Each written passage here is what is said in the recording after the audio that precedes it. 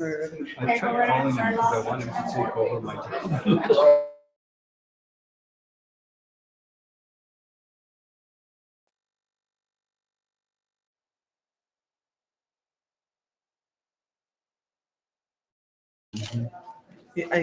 He's been there quite a long time too. He's been there. Yeah, he's been for a tough district. For a very challenging district. Yeah.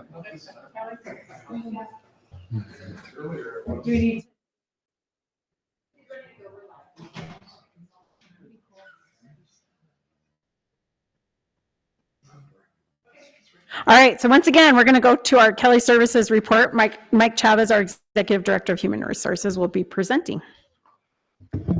Thank you. Good evening, Madam President, Dr. Cleveland, members of the board.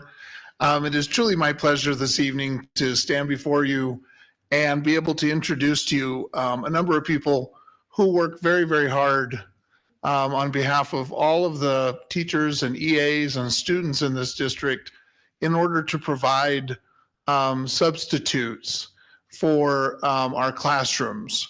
And I want to start by making a couple of comments, but first I'm going to introduce the folks behind me here so that you know who we're talking about. So the first couple of folks that I'd like to, next slide please, Claudia. The first couple of people that I'd like to introduce have been with us for a very long time and have been in our substitute services department for a very long time. And I'd like to introduce to you Claudine Baldwin, and I'd like to introduce Donna McCormick. And they both continue to work in our substitute services department, have not gone anywhere. And that's going to be important in just a minute. I'll make a little comment about that in a minute. But both of them are liaisons to Kelly Education, as well as even more important than that, to our school sites, because they are very well known to our administrators, to our admin assistants, and to many, many, many of our substitutes who have stayed with us over the years. They're also important to us because they work very hard in the onboarding management of our new substitutes. And I know that Board Member Tripp has asked questions about those kinds of things, how we onboard our folks, and we'll get into that as well. They are responsible for the coordination and onboarding as well of student teachers, interns. We often have interns in areas like counseling, speech and language, and other areas, as well as resident teachers. And our resident teacher program has been very, very important, as well as successful in our district over the past couple of years. And student observers.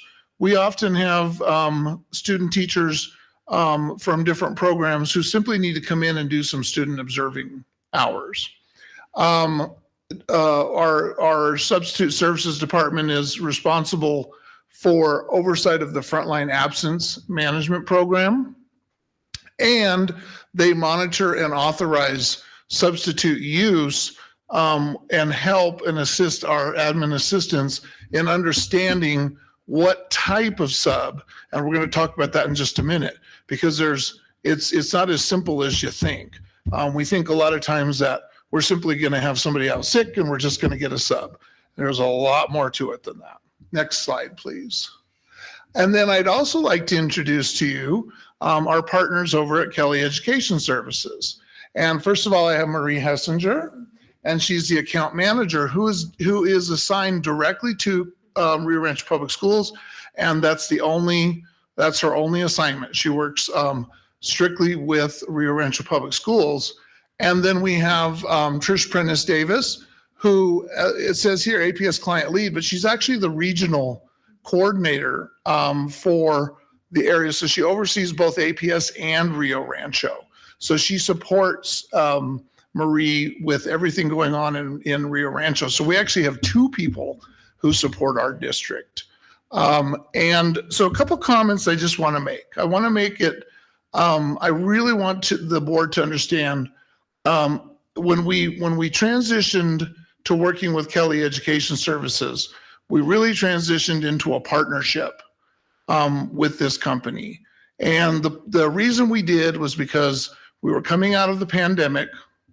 We were struggling very, very hard, not just with substitutes, but as you all know, with a number of employee areas such as custodians, bus drivers, EAs, even some other areas. I know that food services was struggling. We were all struggling, and this was something that we looked at where we could cast a wider net, was our feeling, because this is something that this company has done for a very long time, is to find and provide people to fill basically temporary jobs. And we have developed a very good, strong working relationship with Kelly Education Services. Over the past couple of years, our fill rate has increased tremendously. We are very, very proud of the work that we've been able to accomplish.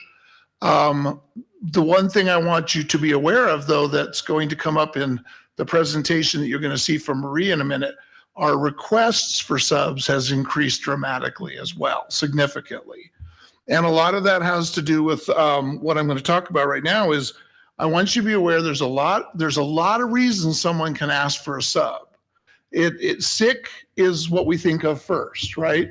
And I will tell you, we've actually made some great strides in reducing this year the number of sick substitutes that are being asked for. And I think there's a couple reasons for that. One is it's been a mild winter. A lot of people have been pretty lucky not getting as sick as usual.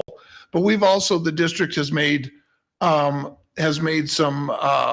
put out some pilot programs that have really enticed people into not using as many sick days as perhaps in the past. So those numbers have dropped a little bit. Where we've seen numbers go up, however, are in the areas of such things as FMLA, where people might have a longer illness and need subs for a longer period of time or on an intermittent basis. There's also bereavement, professional development. The sub use in professional development has increased significantly this year. One of the things that Dr. Cleveland and I talked about, though, is that a lot of times what happens is we have so many programs that the state is pushing out at us, so many needs for those professional development subs. And I will say I would really like to thank the C&I department. They do a great job of coordinating with us so that we know the days that those professional development sub needs are going to be high. And we're able to work with Kelly Education and kind of get the word out. Unfortunately, that does deplete the sub pool. So when someone calls in sick, there may not be as many subs available across the district. We also have vacancies, long-term vacancies. We have athletics. And then, the nice thing is most of those other reasons, they get filled in advance. But the problem is that you have to understand is that depletes the sub pool when someone calls in overnight. So if there's a lot of those on a particular day, then you may have somebody who calls in, they're sick, there may not be an available sub. However, you're going to hear from these guys when they're presenting what a great job they're doing in increasing that pool every single month. The last thing I want to just mention, and then I'm going to get out of the way, is that we are very pleased that we have weekly meetings with Marie, and then we have a monthly progress report. And you're going to get a taste of that right now in order to see what they bring to us on a monthly basis so that they keep us aware of what's happening with subs. So without further ado, I'm going to turn it over to Marie and Trish, and they're going to, actually, before I do that, I want to ask if Donna and Claudine have anything that they'd like to share with the board, just to give them a chance. Thank you very much. No, I don't think so. I am going to kind of jump in on part of what Marie discusses as far as the hiring. Okay, thank you very much. Good evening. Thank you for having us, Dr. Cleveland and board members. We're really pleased to be here in front of you today. I know we've talked about, getting in front of you all and giving you the information because we like to be very transparent. So, of course, our sole purpose today is to present and highlight our successes as a whole, like Mike had mentioned. This has been a great partnership. We have been really, really supported and guided with the folks over at the sub desk. And so this has been a really, really nice and easy transition for us. I'm going to go over and kind of just talk through some of these slides, but we really want to kind of highlight the teacher fill rates and just really go over some of the initiatives that we're implementing here at Rio Rancho Public Schools in order to bring up the sub pool and continue to provide better coverage for substitutes. So we will jump into the first slide. Thank you. All right. So in the first orange box titled Teacher Fill Rates, I want your focus on the highlighted section school year to date. So the number is listed at 83.37%, and this figure encompasses all months for the current school year. And just kind of look down, since we're looking at the fill rates, there is a grid box there, or I'm sorry, the graph, and it serves as a visual representation of the increases that we've had month over month and year over year. The left side of the graph represents months including 2022-2023 school year, and the right portion references the months within the 2023-2024 school year. The green portion serves as a representation to filled absences, and the red portion demonstrates unfilled absences. The black trend line provides reference to the fill rates, and I know the number is a little bit hard to read, it's kind of small, but the baseline is at 65%. So as you might notice, October is a little bit lower at 76 or 67%. But as you can see, it's trending upward month over month. One thing that I like to highlight is June and July. These are our summer months that we don't have very many absences. And I believe this particular last summer, we had a total of 5 absences that we covered. So of course, our fill rate skyrocketed to 100%. Actually, that was ESY. ESY, Yeah. yes, sorry. And so we're gonna give a little bit of context to this graph. So August of 2022 to May of 2023, our overall fill rate ended at 72.8%. The current fill rate from August 2023 to January 2024 is that highlighted number 83.37%. So this is a 11% increase from last year alone. And we're going to stay on that slide. Sorry. Yeah.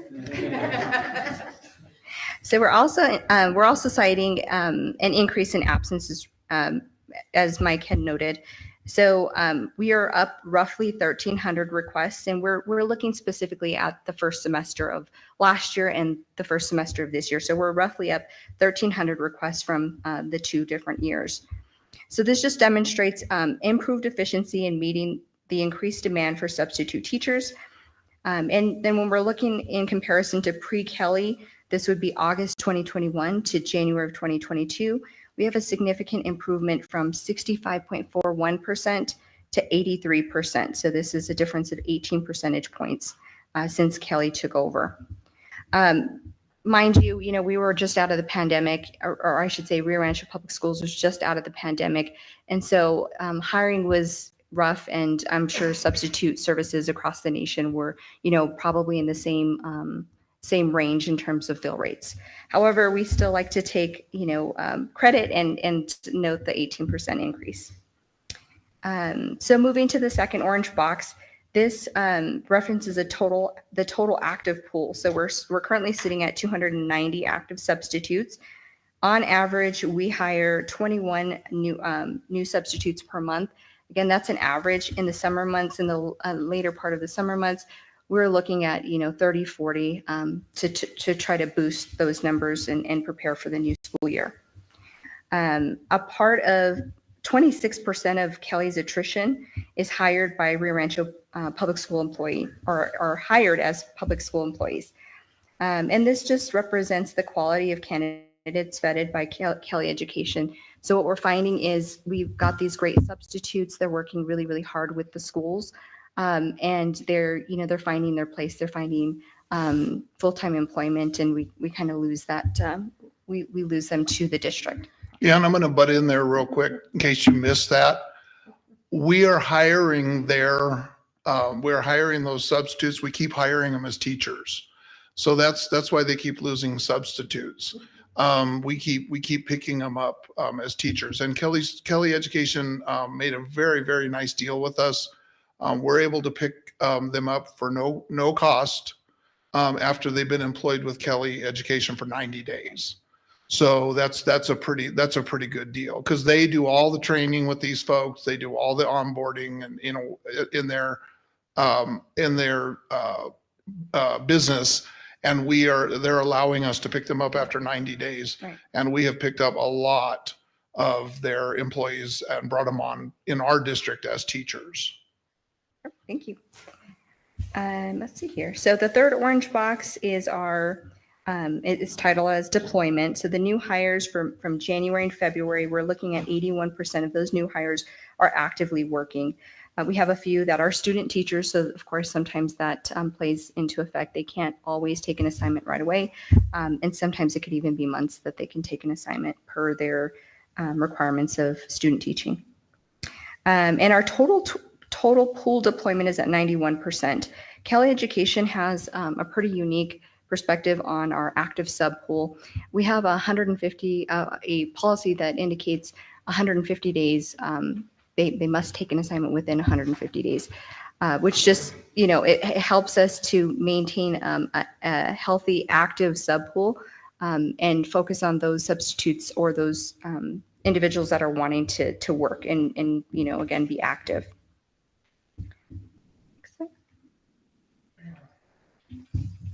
Okay, so the next slide reviews our hiring practices. So we refer to this as our hiring flow chart. On the right-hand side of your screen, you'll find comprehensive flow chart detailing the combined efforts of Kelly Education and Rio Rancho Public Schools managing various tasks. It's critical to highlight that we collaborate closely with the district office and sub desk to ensure a thorough and seamless hiring process. Kelly Education does have a dedicated recruiter and onboarder. We actually used to have a two-part team. It was recruiter and an onboarder, so two separate people. Most recently, in this past year, we actually changed that just to have a better handoff and to kind of eliminate some of that time in between the transition. So the first bullet point is the recruiting methods.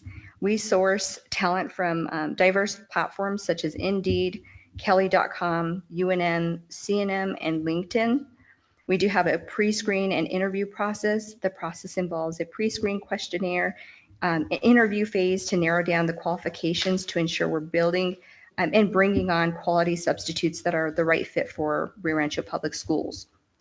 Onboarding steps. So our initial onboarding steps include new hire paperwork, requiring a resume, proof of education, and essential HR related documents, in addition to their first set of their first background screening, which is one of 3. We do also provide training modules. The training regimen is comprised of comprehensive modules that take approximately 2.5 hours to complete. These modules include Class Smart, Child Smart training, and these are all designed to equip educators with effective classroom management skills. They cover a range of topics such as special education, early childhood education, children with disabilities, behavioral interventions, and best practices as teachers. At this point, I'm going to hand it over to Donna. They also have some. Just squeeze in. Okay, so once you've gone through all of those processes with Kelly Education, then they notify Rio Rancho Schools, Claudine and I. And once we're notified by Kelly that they're handing them over to us, we begin screening each new applicant. So we contact them, request fingerprinting, and that's so that we can initiate that FBI and state background check. Then once we've initiated that, we also request Rio Rancho Schools onboarding documentation. So that is in the form of important policies and our expectations as a district. And that, it's very specific to us, okay, that we want to make sure that they understand what's involved in being with Rio Rancho schools. Okay. And then we review the background check results and look at that. And we work with our investigator if there's anything that comes up on a background check that needs to be addressed. That's part of our human resources function that we do there. And then once we have decided that, they're good to go, and they've met all of our standards, signed off on all of our documentation, then we approve them as far as Rio Rancho Schools is concerned, and then we turn them back over to Kelly Education to complete the process. Then we pick up right where she left off. Once Kelly Education receives notification that Rio Rancho Public School hiring standards have been met, we finalize the onboarding process, and this involves completing the I-9, conducting an orientation specific to Rio Rancho Public School board policy and expectations. It also aligns with Kelly Education Code of Conduct. We offer a tips and reminders session, which is a 1 hour long segment. We discuss specific talking points regarding taking assignments. A lot of, and I shouldn't say a lot, but we do have a portion and population of substitutes that are being hired on that are brand new to teaching. And so they may not know where to park and, who to talk to when they first get into the schools. So we do talk about those specific things. And then we also provide detailed instructions on completing observation if needed. Finally, we extend our support a little bit beyond the Kelly onboarding phase by guiding substitutes through the NMPD licensure process. And upon confirming the completion of all necessary steps, we activate substitutes' ability to start working. So we get them up and running in a system that allows them to start taking assignments. Let's see here. Oh, here we go. Perfect. So I'd like to shift our focus to one of my favorite topics, which is the building sub program. This initiative is as close to my heart. It's actually something that we just started here in Rio Rancho last March. But this is the first full semester that we've actually had the building sub program in place. So I'm just going to briefly explain what the building sub program is. The building sub doesn't take assignments traditionally in the system that I just explained. What they do is they are pre-selected and assigned to each location, and they will essentially just show up to the job site each morning and be plugged in and utilized within the hard to fill last minute absences, last minute absences or hard to fill absences. So it may be an absence that has been sitting there for over a week. Nobody really wanted to take it. Okay. So this provides, of course, consistency to students. They understand, or they know, or they see that familiar face in their school all the time. And it also provides flexibility for the school. I can tell you that working with the schools, I've gotten several phone calls and email requests asking if they can be a part of the building sub program. So they're very, very pleased to have us, implementing these building subs. So on the slide, you'll find fill rates by school location positioned in the middle of the screen, offering visual representation of the program status across 20 school sites. Schools actively participating in the designated building sub-program are highlighted in yellow. Additionally, 4 new schools were added and they are marked in red, indicating their recent inclusion just this month. It's important to note that schools not highlighted appearing in white are presently not participating in the building sub-program. And then, of course, we're just going to, if you can hit the slide one more time, or a few times, actually, you can do it.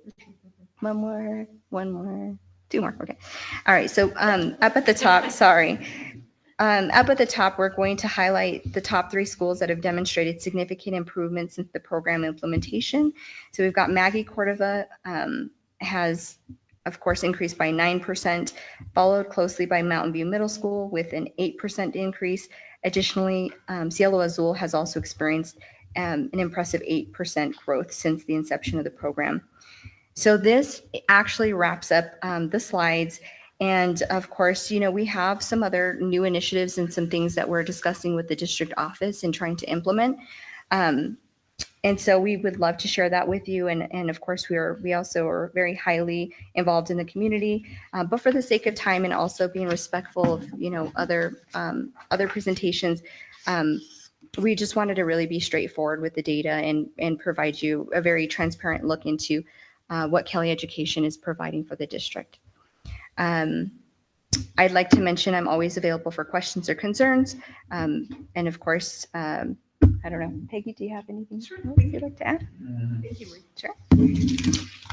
Thank you so much. So I just wanted to thank Board Member Tripp because he requested this report last month.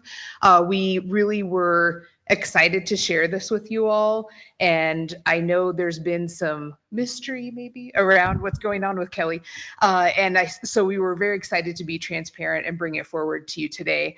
I just also wanted to say it's been our absolute pleasure not only to work with Kelly, with Marie and Trish, but also with their recruiters. I've had the pleasure of being out at some of our job fairs, and the recruiters have been there, and they've been just wonderful to work with. Very professional, very upfront, and excited. They're very excited about getting substitutes into our schools. So we wanted to continue that excitement as well. Did you have where you wanted to say? No, I think at this point we'll stand for questions, and please let us know what we can answer for you. Okay, thank you. Thank you for being here. And sorry about all of our technical issues of the evening, but we are so grateful for you to be here. Since Gary Tripp, I want to also thank you too for asking for this report because it was very informative, but we'll let you go ahead and go to questions since. No, I want to thank you for being here and thank you for the report. This is outstanding. One of the things that I want to thank you about is we have a really good relationship, thanks to Dr. Cleveland and Mike and some other leaders in our district with the union. And I think this report really brings forth the growth that we're providing quality services to the student in the classroom. And I think this is something that's just going to benefit our relationship with the union even that much stronger. And so I want to thank you for that. And I just want to maybe suggest a couple of things, and they're maybe not even suggestions, maybe just food for thought. I know 3 substitutes came to mind about that are in their 20s that work for Kelly Services. And I just wonder about, and my wife works for Kelly Services, so this doesn't pertain to our household at all, but this pertains mainly to the young people that are substitutes, about future maybe possible benefits for them, you know, health benefits and stuff like that. Just food for thought. And you sure? Yeah. Kelly Services does provide benefits for Thank you. for their substitutes, which was something that one of the reasons we looked at this program was that was something we were unable to provide as a district. And Kelly Education does provide, so they have access to benefits if they choose to take them.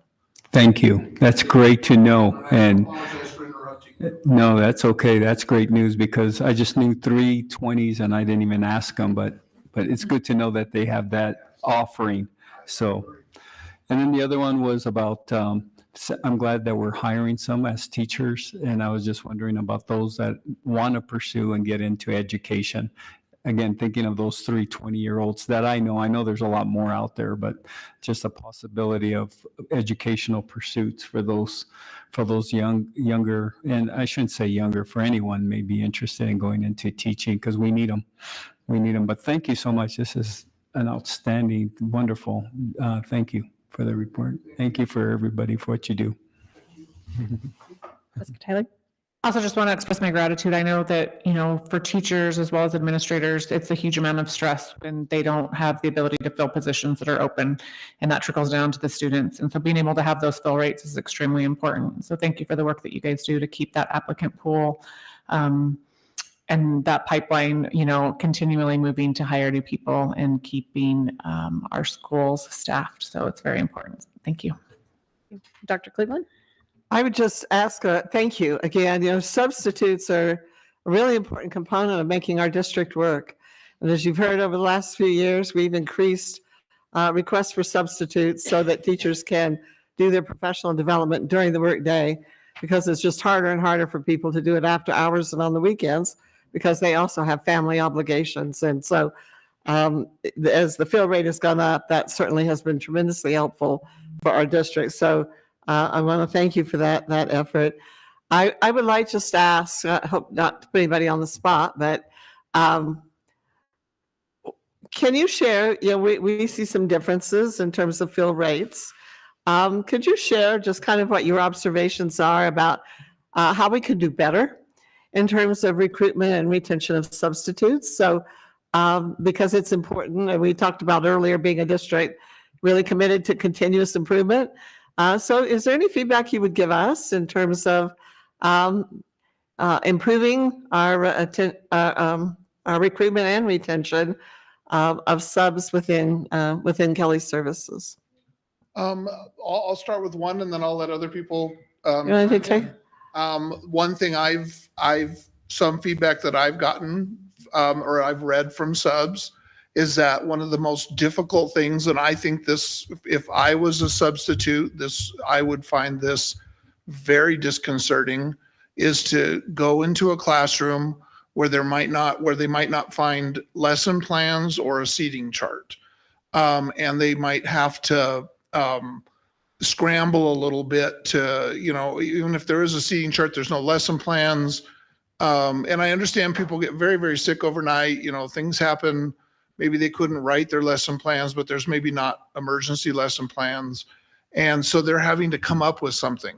But to Board Member Tripp's point, maybe they're a 20-year-old and they've never done anything in teaching. So they don't have that experience to fall back on. Now, fortunately, a lot of our subs are retired teachers, but some aren't. Some are doing this because they're learning about teaching. They want to become a teacher.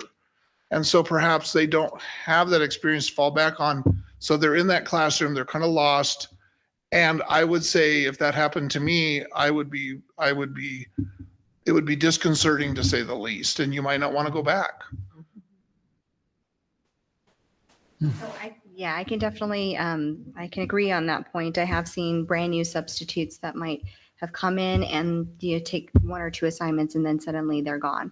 So that would make sense. And I also think providing additional support and training, and we're actually working on that. I know Trisha's, she's adding, or she's recently implemented something called, what is it? Mentorship program. And so essentially she has somebody on campus to kind of help with, questions or maybe even monitoring of a brand new substitute to just provide that extra support. So that's something that we're looking into as well. But yeah, I think training, additional training and just extra support. And just to piggyback off of that, one of the things too that we're looking at is almost having them as a career opportunity. So catching them right when they're going in as a freshman, I think to your point earlier. And so getting them excited about perhaps becoming a teacher or in the school district. So not only those mentorships, but working hand in hand on internships, but also maybe we slot them in as a freshman to be a substitute teacher and getting exposure and then helping them with some mentorship. And then we go to that next level of a substitute teacher. And like you've heard, you've hired a lot. So, but getting them a little younger so we can really coach them and mentor them through it. And then they will be a support system for you in the long run. So those are some of the things that I think continuing our partnership by looking at those opportunities to bridge out to the colleges and things like that. So that would be my biggest recommendation, to continue that partnership, but to bridge not only that community, but bridge those individuals that would probably be a great asset to your school. But how can we get them excited about getting those? And there's a lot of programs right now where they can be sponsored to get their 4-year degree also. We would love to continue to partner with them. Thank you. Thank you. Good. That's good. Anything else? No, we do appreciate our substitutes though. I'll just say, I appreciate that you asked, what can we do?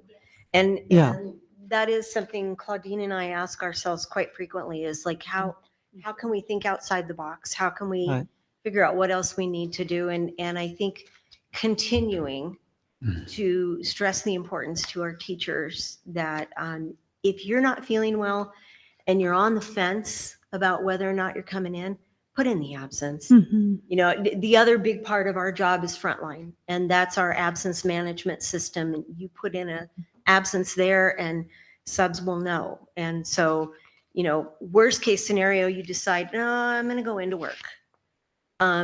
We'll find somewhere else for that. We can almost find you a place, right? Yeah, because, Find a place. and we get those calls from time to time, and it's like, hey, Donna, this sub came, but the teacher decided they were coming in. What do we do? And we're like, well, we've got a list here of all these other places. Let's see if we can find somewhere else to put them. Thank you for that. You know, it's kind of interesting because often the very best teachers are the ones that wait because they think, oh, you know, I can make it, or I will try to make it, and they're really feeling very poorly. And so you make a really good point. If you're on the fence, go the other way, because we can find a place. Most days somebody is not going to make it in for some reason, and it's better to do that than to not have someone in the classroom. But it's made a huge difference. And our union president was going to be here tonight and had a family emergency, and she was not able to come. But how much, to your point, in terms of the union, really appreciating teachers and educational assistants not having to be pulled from other classrooms where they have jobs and duties and responsibilities that would go unfilled when we can't get a substitute. So we appreciate the hard work, and I just can't stress enough how important it is to the operation of our schools. So we thank all of you for the part you play in that. Well, thank you. Thank you so much for Thank being you. here. Thank you very much for letting us present tonight. That's good. Thank you. Okay. Well, this is turning out longer than. All right, we'll now go to approve the consent. Madam President, this is Board Member Tyler. I'd like to make a motion to approve the consent agenda. Board Member Gary Tripp, I'll second. Okay, we have a motion by Jessica Tyler and a second by Gary Tripp. All in favor? Aye. Aye. Aye. Any opposed? Okay, motion carries 3-0.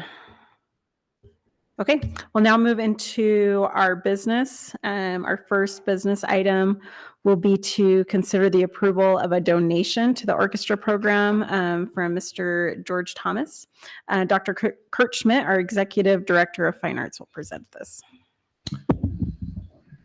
President Galbraith, members of the board, Dr. Cleveland. I've actually never met Mr. Thomas. I don't believe he's here tonight. We just corresponded and spoke on the phone, but no, just want to make sure. So my comments will be different than what I had intended. But Mr. Thomas approached me last semester and wanted to make a donation. He had been very successful in his own orchestra program in school, and he just wanted to give back to the community. He's lived here for 16 years. So he very generously is donating $500. And through a series of discussions, we decided that using that money to have a fund where students can tap into if they can't afford the rental of an instrument through the district. So that's what the money is going to be used for the duration of the funds. So I would stand for any questions and ask that you approve this donation. I have to say that I read through that email that, you know, it was in our folders, and I was really grateful that he was willing to do that. And so that's wonderful. Any questions or comments from the board? Anyone else? Okay. No, that's great. I'll make a motion that we accept the donation to the orchestra program from Mr. George Thomas. Gary Tripp, second. I have a motion and a second. And JC, can you take a roll call vote for us? Secretary Tyler? Yes. Board Member Tripp? Yes. President Galbraith? Yes. Motion carries 3-0. Thank you. And Thank Dr. you. Cleveland, did you want to say anything? No, it's We fine. talked about it really. Okay. Thank you. We do appreciate it. Yeah, very much. Very nice. You let him know that. I thought it was great. Thank you. All right, our next, we'll consider the approval of RFP number 2024-015-SND, kitchen equipment repairs and installation. And our Michael Madrid, our Chief Procurement Officer and Director of Finance, will present.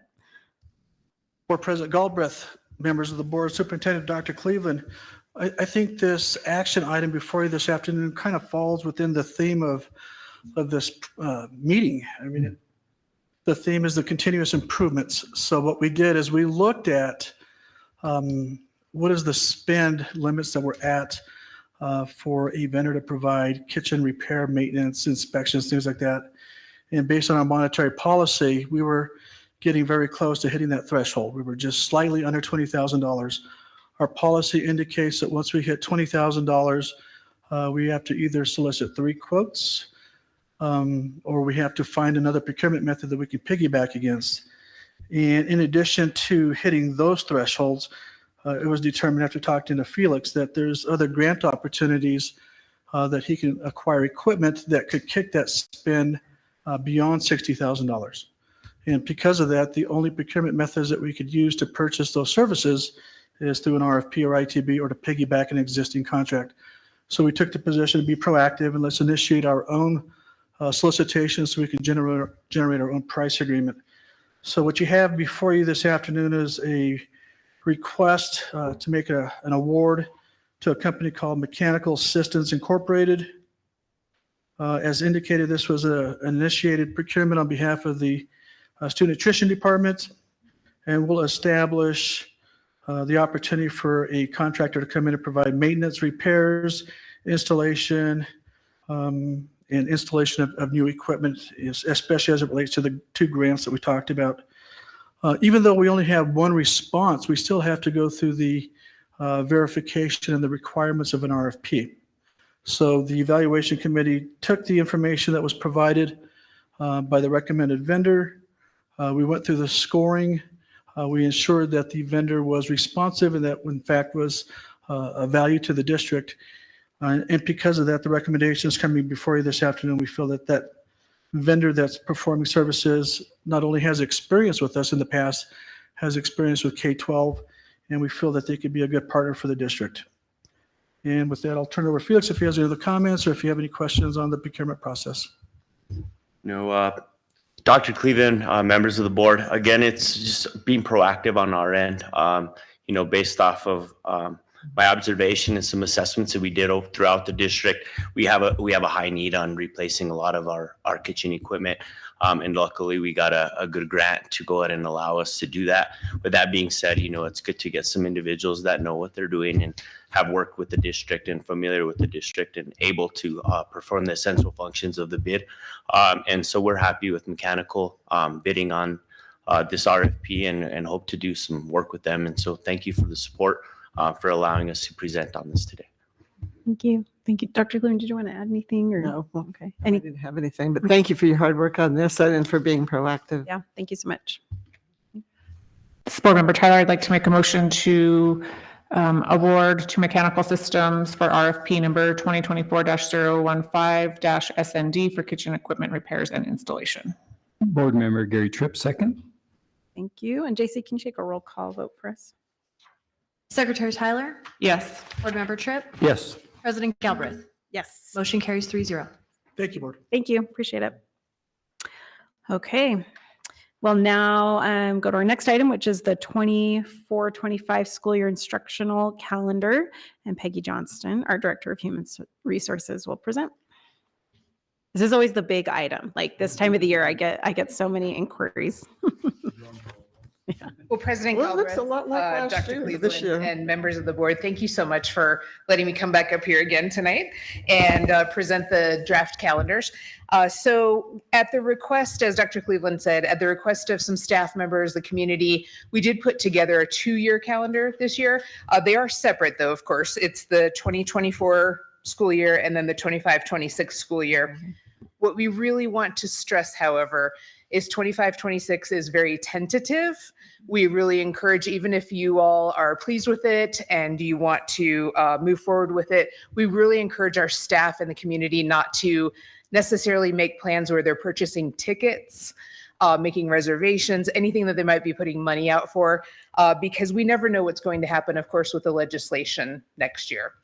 So it's nice to have that skeleton in place, but we just want to be very cautious about that. And I think I do have 2 calendars. However, they're a little difficult to see. So thank you so much for putting the chart up. That might be easier just to read through that way, but we can also go back to the calendars if that's easier. They look very similar to this year's calendar, I will say. The biggest difference is going to be where holidays fell, things like that. But we're looking at, again, a 190 for our contract, and looking at starting on July 31st for the 24-25 school year. And I'll really just concentrate on that one tonight. That would be the first day of the contract. One of the changes we did make this year is, for next year, is we went back to having 3 contract days prior to students coming in. Their 2 days wasn't enough. That's what we had this year. It just wasn't enough for teachers to be ready for their students to start coming in. Then we have a jump start day for 6th and 9th grades. That would be August 5th, with everyone coming back on August 6th. Of course, we have Labor Day in September as a holiday. We also have a professional development day in October. That's the day before our fall break. So there would be 3 days in that week where we wouldn't have students coming in on those days.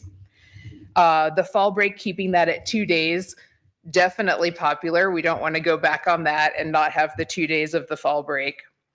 Again, if you may remember that this year was the first year that we, per legislation, had to have the election day off and have our schools closed. And that is primarily because we do use our school sites as election places. We want to make sure that we are being safe for our students and our staff with the members of the public coming in. We also want to make sure we have adequate parking, adequate areas to set up those polling equipment. So that's why we have Election Day off. Veterans Day falls then that next week on November 11. And elementary conferences will abut the Thanksgiving holiday, as we did this year. That seemed to work very well. Winter break will be a little more traditionally aligned. I think we had some folks who had some travel difficulties this year with the dates, but that will be December 23 through January 3rd. Coming back with a date of professional development in January, and then students returning the day after that. Of course, there's Martin Luther King holiday and President's Day holidays in there. And then our elementary conferences will be March 13 and 14, which and again, I know it's a little hard because you don't have the calendar in front of you, but March 13 and 14 will be Thursday and Friday. And that will be the Thursday and Friday prior to the spring break, which would be the 17th. That does align with APS's spring break. And I meant to mention that about winter break. It also aligns with APS's winter break. We definitely we always hear from folks that is a really important thing if we can align that with APS. And so we really try to do that.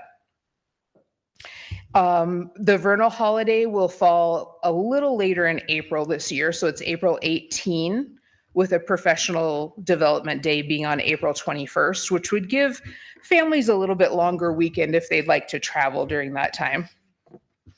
And then that does bring us to the end of the year. And something we've considered before is not going past Memorial Day. We weren't able to fit it in this year.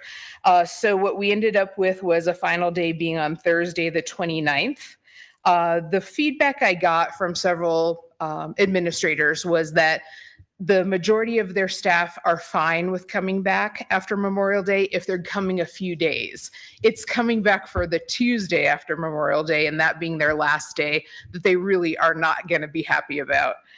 So we really tried again to keep it very similar to this year's calendar, and we did the same thing with the 25-26 calendar. And at this time, I think it might just be the best thing if I just turn it over for questions or comments. And if you all have anything that you wanted to ask about, I'd be happy to go over that with you.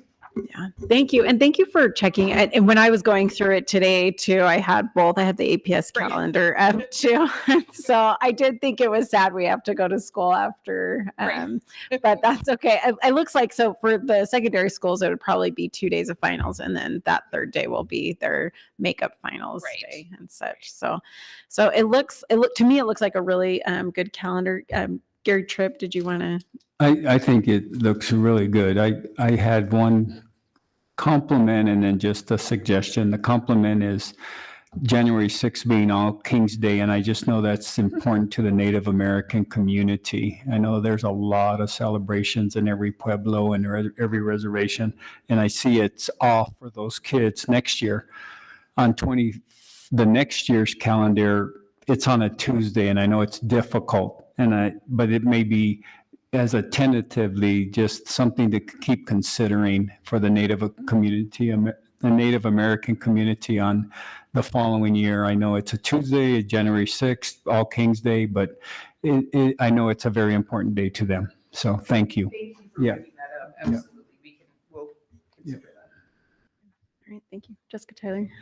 I had a couple questions. I know that there had been talk and we had set out the survey about looking at a balanced calendar. And I know there's been a lot of speculation and people are like, no, we're doing this and we're not. So I'm glad to be able to have this on the agenda and be able to put some of those questions to rest. But with that, what came of the legislative study that the legislature had mandated last year to look at the start times? Because I know that's going to be the next question. Is like, okay, if we have our calendar, are they changing start times? Are they going to change anything with going to a balanced calendar? Was there anything out of the legislative session that came of either of those things? I'd like to speak to you, Dr. Cleveland. About the start times at the study. What we're going to need for adjustment in the start times are more buses. And we can't manage it without additional buses. So for right now, we don't see any other really option. We'll continue the conversation about balanced calendar this year to see if people have any interest in it. We have heard that, in the beginning, Las Cruces had a lot of successes with it, but now we're considering going back to a traditional calendar. So they've obviously had some challenges with it as well.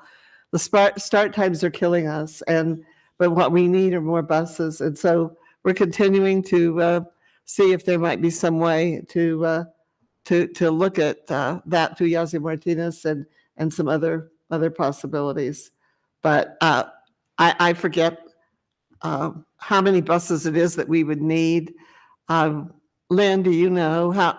You've given me that number before, and I'm so sorry I don't remember it.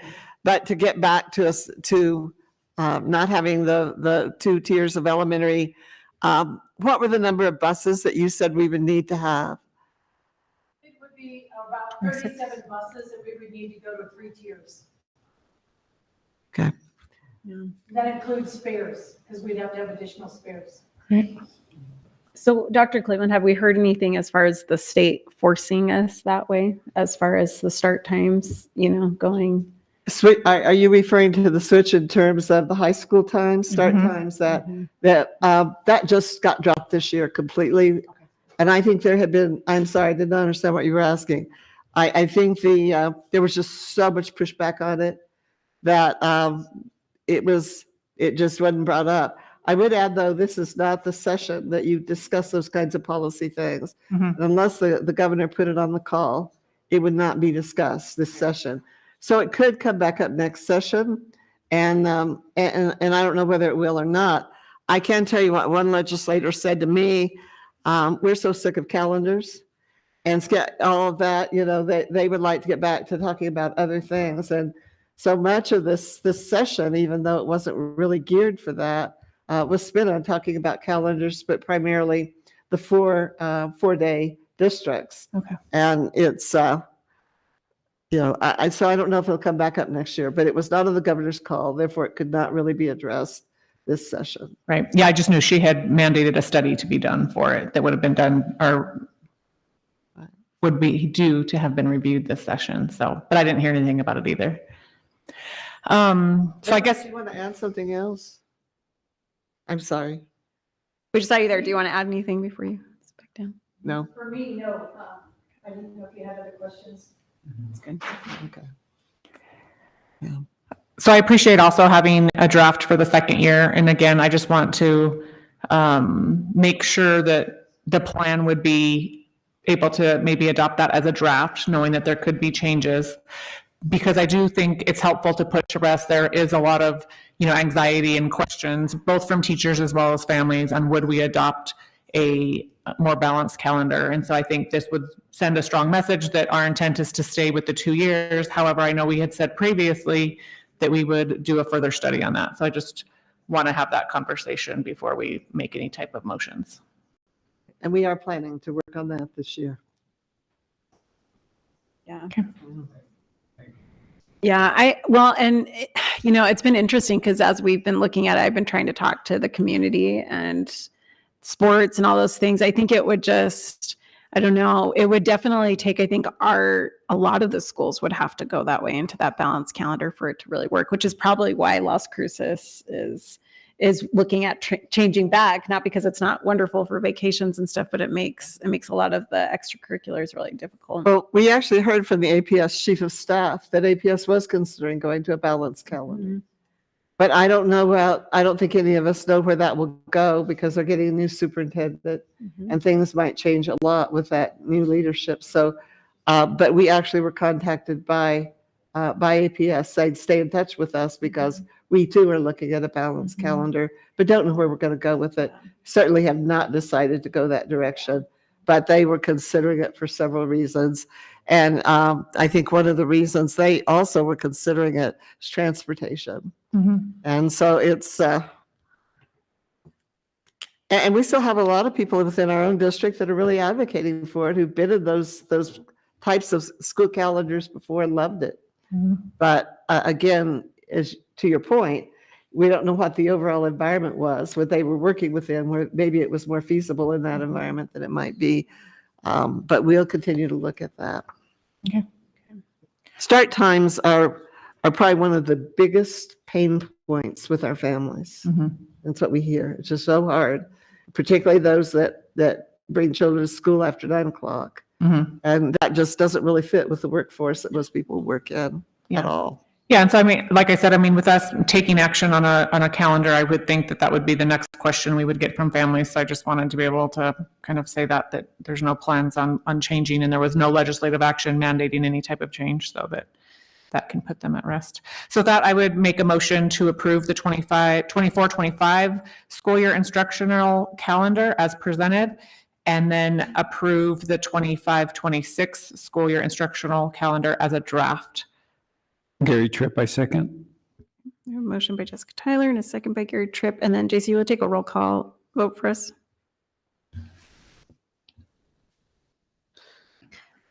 Secretary Tyler, Yes. Board Member Tripp, Yes. President Galbraith, Yes. motion carries 3-0. Okay, thank you. Thank you for that. Thank you, Peggy. Up in Santa Fe, when they were giving a report on the budget, they were saying they have all this one-time money, so they should just give all of us districts who are struggling with our, give us the buses we need. So that's my call for Santa Fe right now. Thank you very much. Thank you. so I much appreciate for it. your hard work on this. Thank you. Okay, we'll now consider a motion for the board to hold a closed executive session to discuss the purchase, acquisition, or disposal of real property or water rights by the public body, specifically for the superintendent to inform the board about potential property transactions as permitted under Section 10-15-1H8 of the New Mexico Open Meetings Act, and to discuss pending or threatened litigation with the superintendent and legal counsel as permitted under Section 10-15-1H7 of the New Mexico Open Meetings Act. So moved. Gary Tripp, second. Okay. And can you take a roll call vote for us, please? Secretary Tyler, Yes. Board Member Tripp, Yes. President Galbraith, Yes. motion carries 3-0. Okay, thank you so much. So we will convene into executive. Thank you, everyone.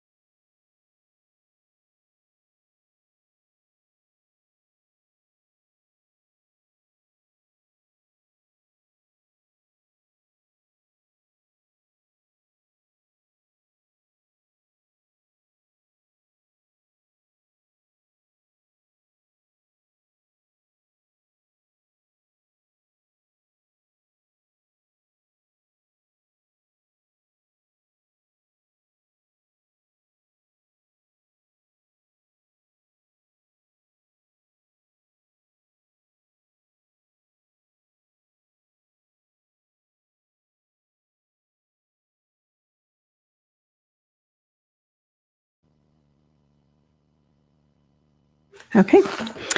And the board met in a closed executive session to discuss the purchase, acquisition, or disposal of real property or water rights by the public body, specifically for the superintendent to inform the board about potential property transactions as permitted under Section 10-15-1H8 of the New Mexico Open Meetings Act, and to discuss pending or threatened litigation with the superintendent and legal counsel as permitted under Section 10-15-1H7 of the New Mexico Open Meetings Act. And just please refer to your agenda for any dates that are upcoming, and our meeting for tonight's adjourned. Thank you, everyone.